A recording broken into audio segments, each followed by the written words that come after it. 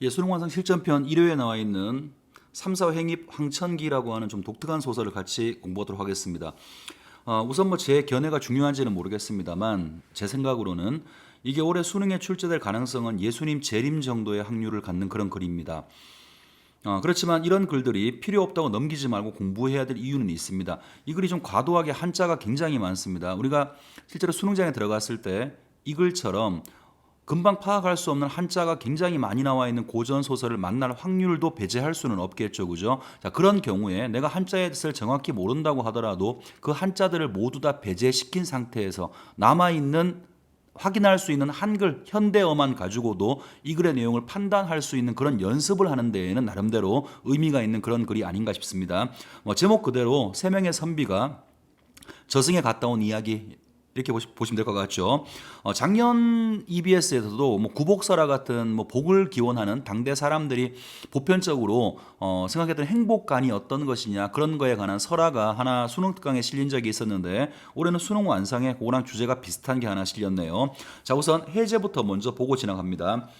수능 특강 강의부터 제 강의를 쭉 들어오신 분들은 아시겠습니다만 단기적으로 우리가 어떤 결과를 내야 되는 시험을 공부할 때는 해제를 먼저 보고 지문을 보는 게 조금 공부에는 유리할 수가 있습니다. 해제를 먼저 보시면 아무래도 이 글에서 우리가 공부해내야 될 포인트가 뭔지를 알 수 있기 때문에 그 답지에 같이 붙어 있는 해제를 좀 미리 한번 살펴보고 그 다음 지문 내용을 설명하도록 하겠습니다. 자, 우선 읽어보겠습니다. 이 작품은 조선 후기에 지어진 작자미상의 한글 소설, 믿어지지가 않습니다. 한문 소설이 아니라 한글 소설이랍니다. 한글 소설로서 불교 한생설화를 한국적 행복관과 결부한 전기적 소설이다. 일단은 요 말은 좀 눈여겨봐야 되겠죠. 한국적인 행복관, 그 당시에 이 글이 창작될 당시에 우리 민족이 생각했던 행복에 대한 보편적인 관념이 어떤 것인가, 이제 이거를 이 글 속에서 끄집어내야 된다라는 이야기고요.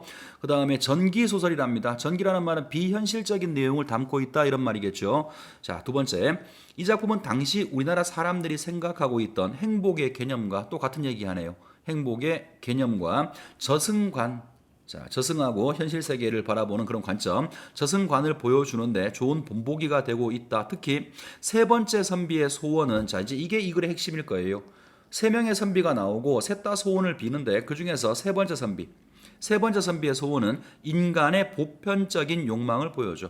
인간의 보편적이라고 하는 것은 이 글이 창작될 당시의 사람들의 욕망도 반영되어 있지만 시대가 아무리 바뀌어도 현대에 와도 우리 같은 현대인들도 이 글 속에 나오는 세 번째 선비와 같은 그러한 일반적 행복을 추구한다라는 말이겠죠. 그래서 세 번째 선비를 통해서 시대가 바뀌었지만 인간들이 추구하는 보편적인 욕망이 어떤 것인지를 확인해 볼 수 있다는 겁니다. 자, 해제만 봐서는 별로 어려워 보이지 않습니다만 지문이 내용이 어렵다기보다는 쓸데없이 한자가 되지게 많아서 여러분들 읽기는 좀 어렵지 않을까 싶어요. 자, 일단 한번 읽어보겠습니다. 옛날 남양 동촌에 선비가 있으되, 인물 소개하죠. 선비가 있으되 기질이 호탕하고 흘러넘치고 풍채 또한 당당하고 너그러워서 인색하지 않으며 문장은 200두보를 압도하고, 자, 문장 글 쓰는 것은 200두보보다 더 잘 글을 쓰고 필법 글씨는 왕조를 묘시하는지라 왕조를 보는 것 같았다. 그러니까 뭐 묘시 이런 말 잘 몰라도요, 우리가 판단할 수 있는 것은 어떤 선비가 되게 훌륭한 사람이었다라고 말하고 있는 거죠. 고전 소설에 등장하는 전형적인 주인공의 모습입니다. 이런 사람들을 우리가 제자 가인형 인물이라고 부르죠. 자, 제자 가인이라는 말은 말 그대로입니다. 재주 있는 남자와 아름다운 여자라는 뜻이고요. 고전 소설에 등장하는 보편적인 주인공의 모습이라고 볼 수 있습니다. 자, 다음 단락까지요. 한 가지로 과공에 힘썼어. 과공은 말 그대로 과거 공부겠죠. 과거 공부에 힘쓰는데 마침 방춘호시절을 당하여, 자, 시절이 이제 방춘호시절, 뭔지 대부분 다 모르는 말입니다만 춘이니까, 자, 아름다운 봄이 왔다라는 뜻이겠죠. 공부하는 과정에 봄이 와서 술과 안주를 가지고 백악산에 올라갔어요. 자, 이런 사람들이 백악산이라는 공간에 올라가서 장안의 도시를 굽어보니, 지금부터는 이제 이 위에서 바라본 풍경들이 쭉 나열될 텐데 별로 중요한 얘기는 하나도 없습니다. 일단 읽어보겠습니다. 만학청봉 봉우리와 골짜기가 적적한데 계곡의 시냇물은 잔잔하고 십리강산 버들잎은 강풍에 흩날리고, 자, 일단 뭐 중요한 거 아닙니다만 제가 나중에 설명할 게 있어서 하나 확인하고 갈게요. 시냇물 봤고요. 그 다음에 버들잎 봤죠. 자, 또 보겠습니다. 깨꼬리는 개꼬리는 90춘강을 희롱하면서 원앙새 비치금은 그 다음 또 원앙새를 봤어요. 원앙새와 비치금은 이리저리 왕래하면서 각색 초목이 무성한데 푸른 소나무는 낙낙하고 푸른 대나무 아름답고 산유자 황양목 이거 뭐 나무 이름 같아요. 산유자 황양목은 측백층층 들매나무는 사변에 빽빽하게 늘어서 있고 이화도화 복숭아꽃, 백꽃과 복숭아꽃은 두견하며 다 봄꽃들이죠. 두견하며 각색 꽃이 자욱한 곳에 만장폭포 참 뭐 대지게 많습니다. 만장폭포 많은 물이 이골저골 합류해서 굽이굽이 출렁 흘러가니 별곤곤 이 얘기하려고 하는 거예요. 건곤이라는 말은 아주 흔하게 나오는 한자니까 알아두는 게 필요하겠죠. 건곤이라고 말하면 많이 봤을 거예요. 온 세상, 인간이 사는 세상을 가리키는 말입니다. 하늘과 땅이니까. 그러면 별건곤이라는 말은 이 사람들이 지금 백악산에 올라가서 바라본 봄 풍경이 인간 세상 같지 않고 아름답더라 이런 말이죠. 그러니까 결과적으로 이 한 단락 전체가 하는 말은 봄 풍경이에요. 봄 풍경의 아름다움이겠죠. 아름다움을 인간 세상 같지 않다라고 말하면서 예찬하고 있습니다. 자, 선생님이 이제 하나 얘기하고 넘어갈게요. 뭐 별로 중요한 부분은 같지도 않고 어려운 부분도 아닙니다만 여기서 글을 써나가는 방식입니다.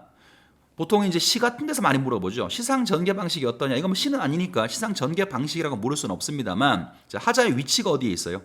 백악산에 있죠, 그죠? 백악산이라고 하는 위치에 있어요. 그러면 하자의 위치는 자, 이 하자란 말도 이상하네요. 소설이니까. 이 장면을 바라보고 있는 인물들의 위치는 고정되어 있는 거죠. 인물이 움직이지 않는 겁니다. 대신 이 사람들이 볼 수 있는 자, 첫 번째 위치가 고정되어 있고 두 번째는 눈으로 볼 수 있는 대상들이죠. 가시적 대상이라는 말을 쓸게요. 이 대상들이 나열되어 있습니다. 그러면 이 부분은 시간 순서나 공간의 이동에 따라 쓰여진 것이 아니라 뭐에 따라 쓰여진 거예요? 이 두 가지 공식이 맞아진다면 시선의 이동에 따라 쓰여지는 거죠. 인물들이 그 산 위에서 바라본 다양한 것들을 위주로 혹은 서술자가 바라보고 있는 다양한 봄 풍경을 나열하면서 이야기를 전개하고 있으니까 이 부분의 전개 방식은 시상의 이동에 따라서 쓰여지고 있다라고 말할 수 있을 겁니다. 자, 여기까지는 어려운 건 아무것도 없어요. 퉁치면 훌륭한 선비가 있었는데 얘들이 봄이 돼가지고 봄 경치를 구경하러 갔다. 끝입니다. 자, 다음으로 가죠. 세 사람이 세 선비가 한 가지로 경계를 완상해 경치를 완상하다. 완상이란 말은 요거는 잘 쓰지 않는 말이긴 합니다만 고전에서 많이 봤죠. 감상이라는 말하고 같다라고 봐도 아무 상관없습니다. 자, 3인이 한 가지로 경치를 감상하며 흥치가 도도해서 자, 흥도 났어요. 흥치가 도도해서 금준 미주와 옥반가요. 이거 춘향전에서 본 적 있죠, 그죠? 술과 안주입니다. 술 플러스 좋은 술과 좋은 안주를 가리키는 거예요. 자, 술과 안주를 실컷 취하고, 자, 이제 술 취했어요. 술이 취한 상황이고, 사면이 다 광난하여서, 자, 광난이란 말은 밑에 설명이 되어 있죠, 그죠? 배탈 난 겁니다. 배탈이 나서 인사불성이 되었는데, 술과 안주를 너무 많이 드셨나 봐요. 그래서 인사불성이 되었는데, 이때 지부 염라대왕이, 지부는 저승을 얘기하는 거죠. 저승에 있는 염라대왕이 날마다 차사를 놓아서 차사 뭐 그 사신 같은 건데 우리가 더 흔하게 쓰는 말은 보통 저승사자라는 말을 쓰죠. 저승에 있는 염라대왕이 날마다 저승사자를 놓아서 사람 1천씩 참 많이도 잡아갑니다. 하루에 1,000명씩 잡아가는데 시절이 태평하여서 돌림 감기 앓는 어린이 하나도 없는지라. 자, 상황 이야기했죠, 그죠?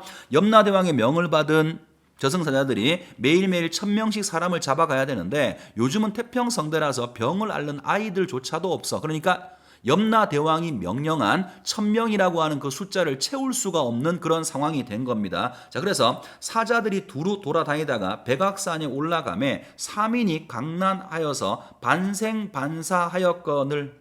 자, 아직 죽은 거 아니죠. 반생이에요. 자, 이제 거의 죽을 때가 된 모양이지. 배탈이 심해서. 그렇지만 아직 죽은 게 아닙니다. 자, 반생반사하였는데 세 놈이 의논하되 우리들이 왕명을 받아. 왕이 누구예요?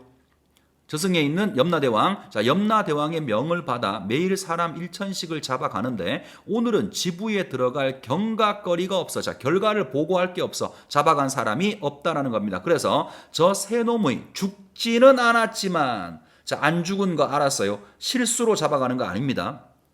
죽지는 않았지만 경각거리가 못하랴. 자, 쟤들을 잡아가서 이만큼 잡아왔다 보고하려고 데려가게 되는 겁니다. 경각거리가 못되랴 하고 새채로 두드려서 집으로 잡아 들어가니, 요까지가 이제 현실 세계에서 저승으로 잡혀가는 건데, 내용상 한 개만 주의하면 되죠. 차사들, 저승사자가 죽은 것을 모르고 살아있는 것을 모르고 데려간 게 아니죠. 그죠? 자신들의 어떤 목적을 달성하기 위해서 데려간 겁니다. 자, 그랬더니 일단 그 다음 부분은 집으로 간 이야기예요.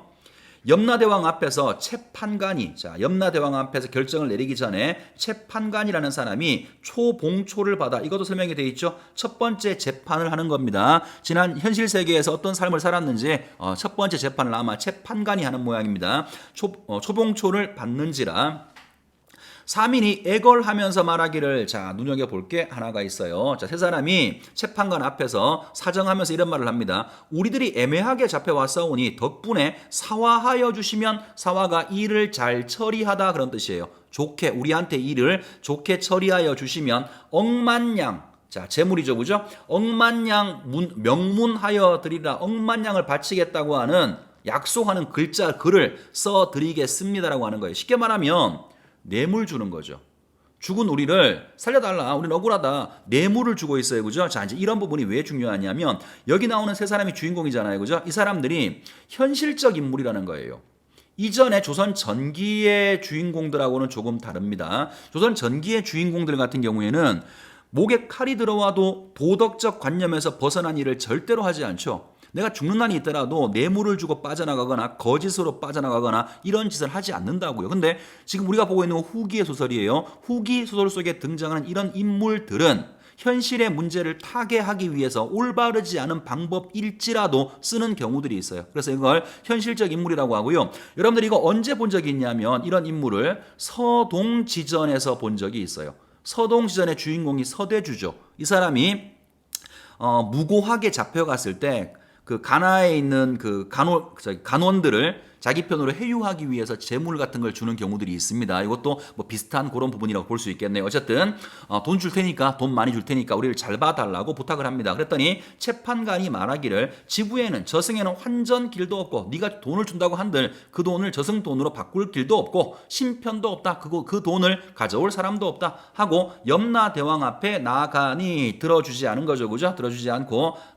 나아가니까 염라대왕이 말하기를, 지부에는 사생공사가 소중하니, 그렇죠. 살아있는지 죽어있는지 명확하게 판단을 해야 되는 거죠. 산 사람이 올 수는 없으니까. 그래서 사생공사가 소중하니 새놈의 호패를 떼고 거주 성명을 분명히 알아서 그름이 없게 하라. 혹시 여기 오지 말아야 될 사람인데 온 건지 확인을 한번 해보라고 명령을 한 겁니다. 자, 그랬더니 생사치부책을 내어서, 아마 치부책이 자기 운명, 언제 죽을지 뭐 그런 것들이 결정되어 있는 책임 모양이죠.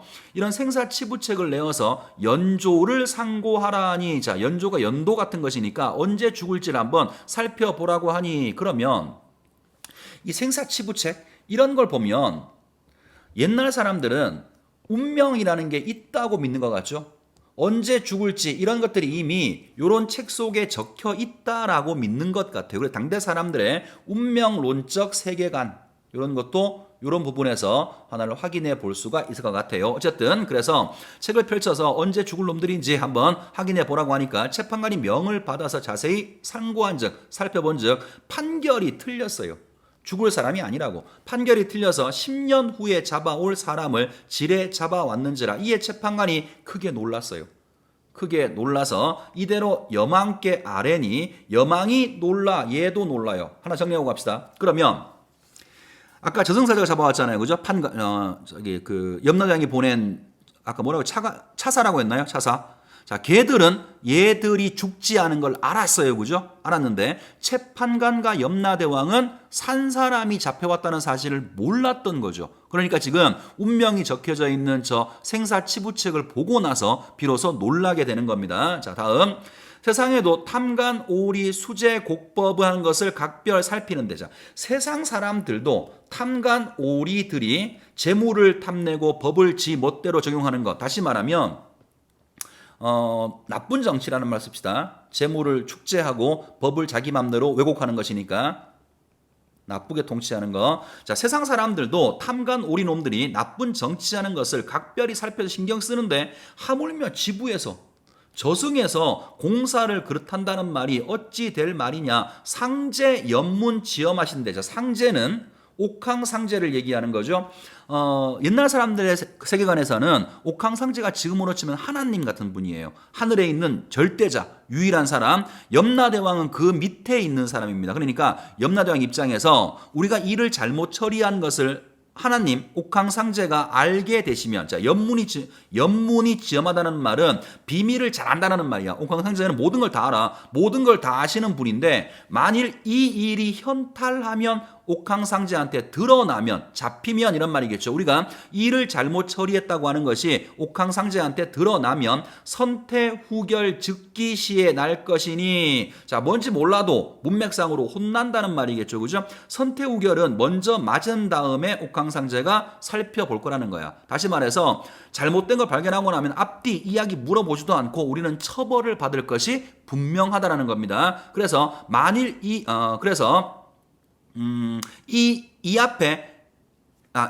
앞에 염려 무궁함에 빨리 내어 보내라. 자, 걱정이 매우 많으니까 빨리 얘들을 옥황상제 알기 전에 돌려 보내라고 한 겁니다. 자, 이렇게 말하거늘 사민이 이 말을 듣고 대히 매우 기뻐하면서 염라대왕 앞에 나가서 말하기를, 인간이 조용히 있는 사람을 지악한 차사. 자, 지악이라는 말이 뭐 지극히 악하다 이런 말이니까 나쁜 저승사자겠죠. 나쁜 저승사자를 보내서 잡아들여 올제 열나흘 길이야. 그러니까 저승에 올 때 14일 걸렸어.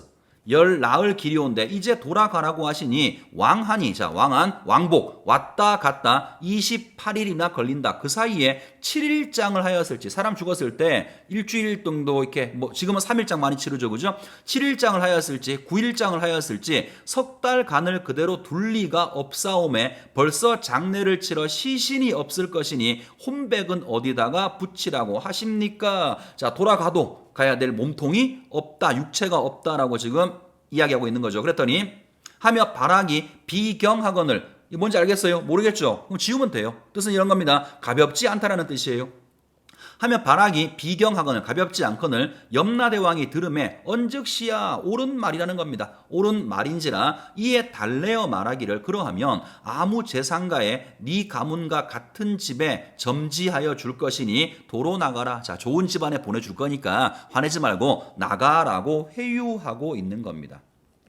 자, 그랬더니 사민이 다시 말하기를, 조이 있는 사람을, 멀쩡히 가만히 있는 사람을 잡아다가 오거라 가거라고 하니 응당 그 값이 있을 겁니다. 대가가 있을 거라는 거야. 니들이 일을 잘못 처리했으니까 대가가 있을 거다. 소생 등의 원대로 점지하여 주소서. 우리가 뭔가 소원을 말할 테니까 그 대가로 우리가 원하는 대로 인간 세상에 다시 태어나게 해달라고 하는 겁니다. 자, 여망이 웃으면서 너희의 소원대로 아래라 받아들였죠.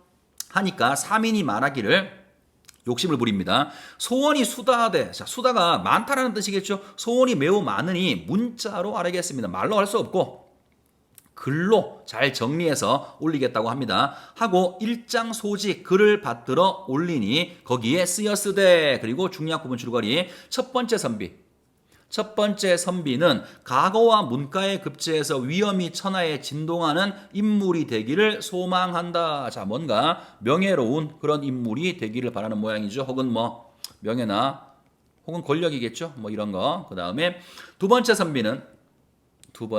선비는 과거의 묵가에 급제하여 암행어사가 되어서 백성들의 억울함을 풀어준 후에 벼슬에서 물러나기를 소망한다. 이 사람은 뭔가 훌륭한 관리, 좋은 관리가 되어서 백성들을 잘 돌보고 싶다. 그러니까 여기 지금 나오는 첫 번째하고 두 번째의 그 선비의 소망을 들어보면 당대 양반 계층이 있겠죠. 당대 양반 계층의 욕망을 읽어낼 수 있어요. 그죠? 과거 시험 합격해가지고 훌륭한 사람 돼서 이렇게 보고 싶다. 자, 그런 건데 문제는 세 번째 인물입니다. 이에 여망은 두 사람의 소원을 들어줬어요. 들어준 후에 마지막으로 세 번째 선비의 소지를 읽어내려간다. 자, 이제 이 글의 핵심은 여기에 있겠죠.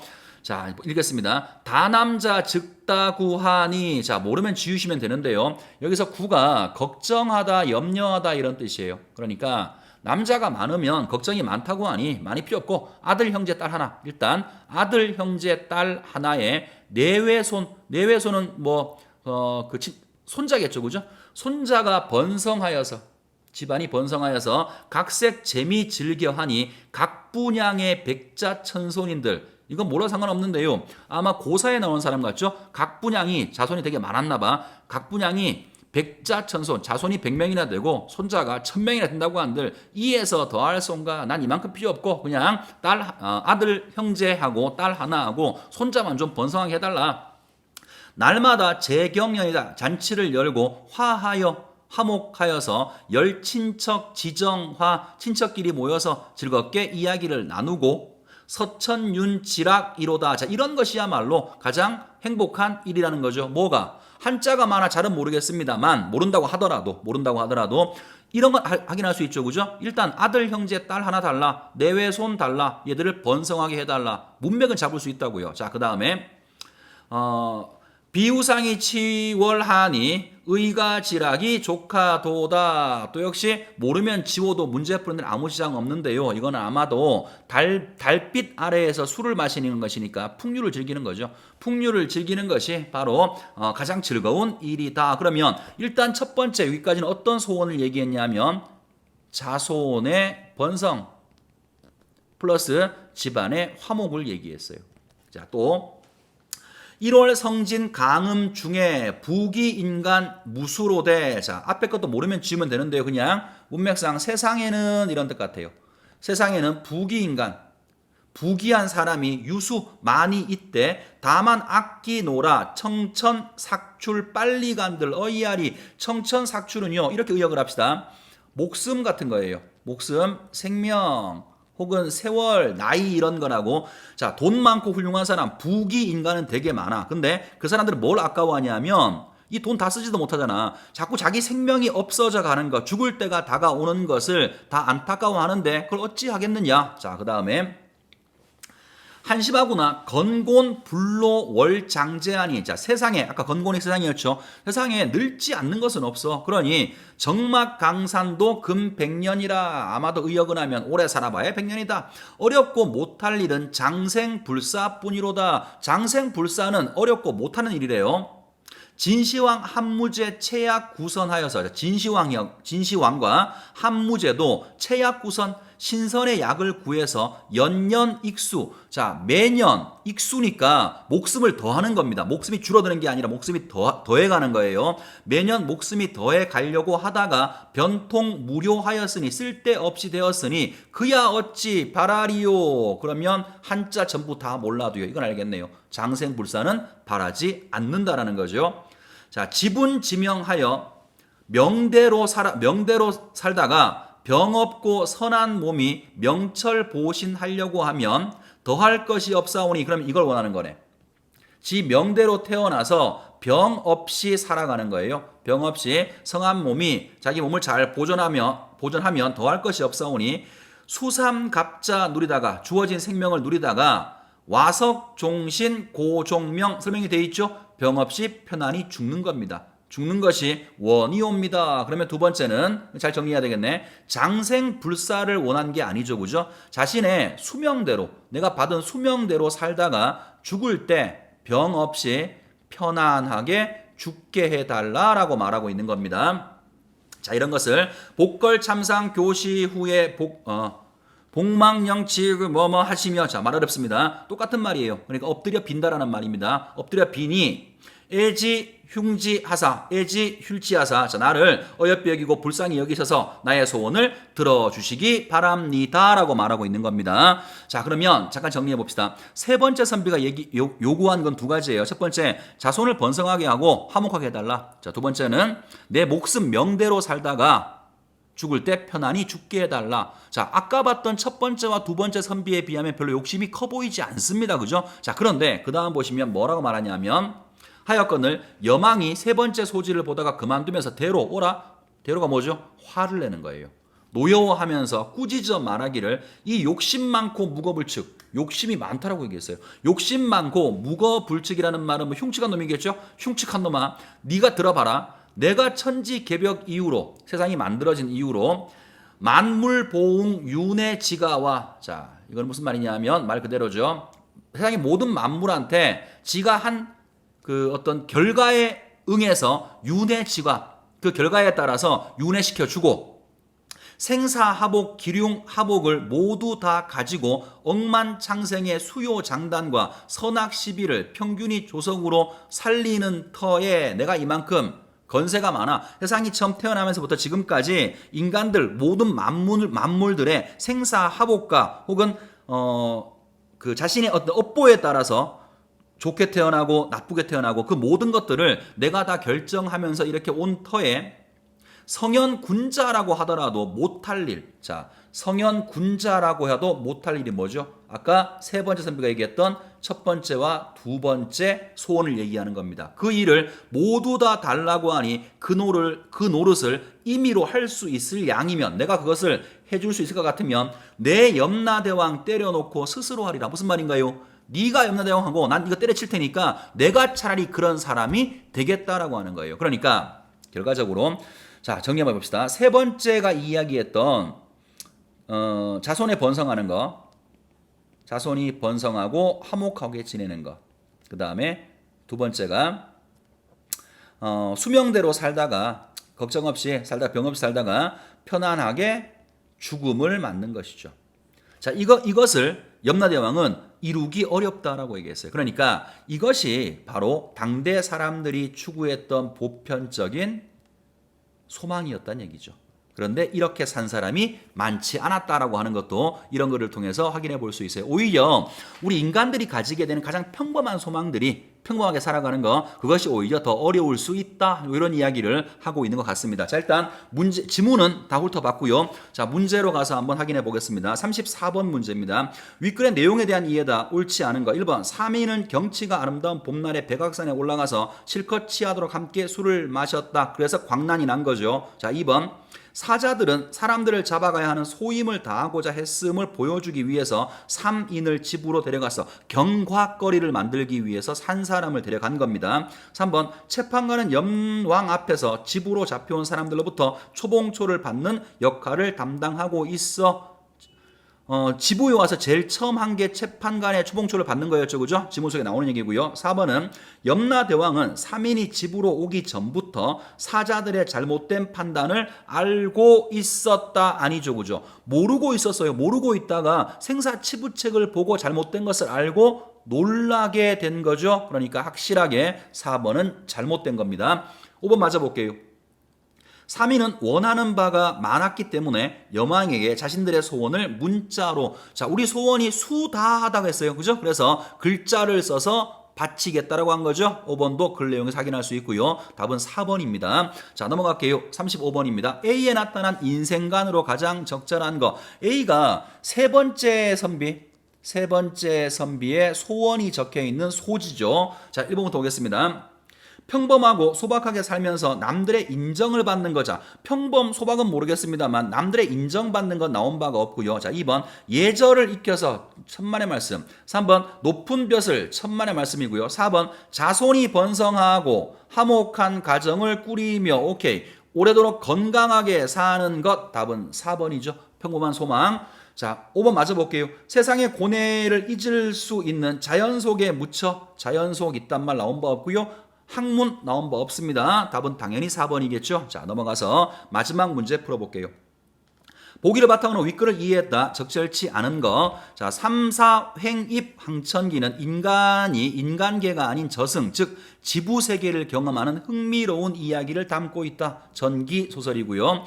자, 지부세계는 준엄한 공간으로서 사생공사의 허점이 용납되지 않는 모습을 보이고, 지부세계의 존재들은 인간계에 개입할 수 있는 초월적인 능력을 갖춘 인물들로 그려지기도 한다. 뭐 예를 들면 염왕 같은 경우에, 그죠?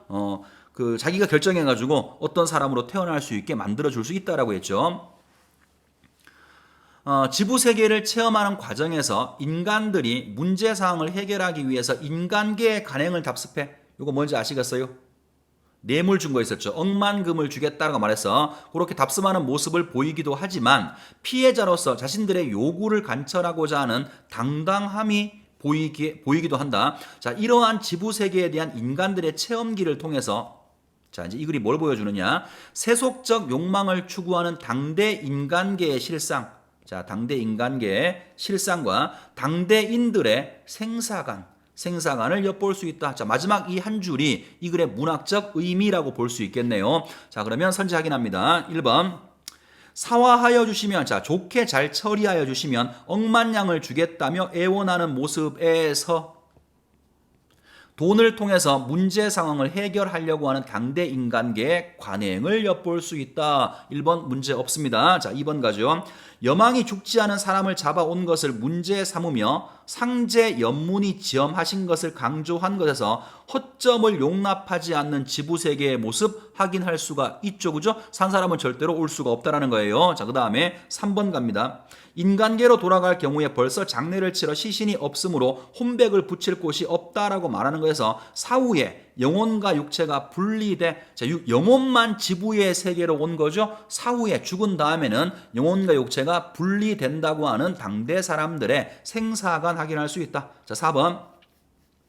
조이 있는 사람, 자, 멀쩡히 있는 사람을 잡아다가 오거라 가거라고 하니 응당 그 값 대가가 있을지라라며 비윤리적이고 부당한 요구를 하는 거에서 세속적 욕망에 집착하는 인간계의 실상을 엿볼 수 있어. 자, 세속적 욕망에 집착한다. 이 말까지는 틀린 말이 아니죠. 그죠? 뭐 과거 시험 붙고 오래 살고 그럴 수 있죠. 근데 문제는 뭐냐면 그것이 비윤리적이고 부당한 요구가 아니고요. 당대 사람들 보편적 욕심이라는 거죠. 당대 사람들이 요구했던 보편적인 어떤 욕심을 보여주는 것이지 부당하고 잘못된 걸 보여주는 건 아닙니다. 답은 4번으로 보셔야 되겠네요. 자, 5번은 너희 소원대로 아래라라는 여망의 말을 통해서 지부세계의 존재가 인간계에 개입할 수 있는 걸 보여준다. 저렇게 해서 조금 생소한 걸 하나 봤습니다만 서두의 한 얘기 잠깐만 한 번 더 하고 정리해 볼게요.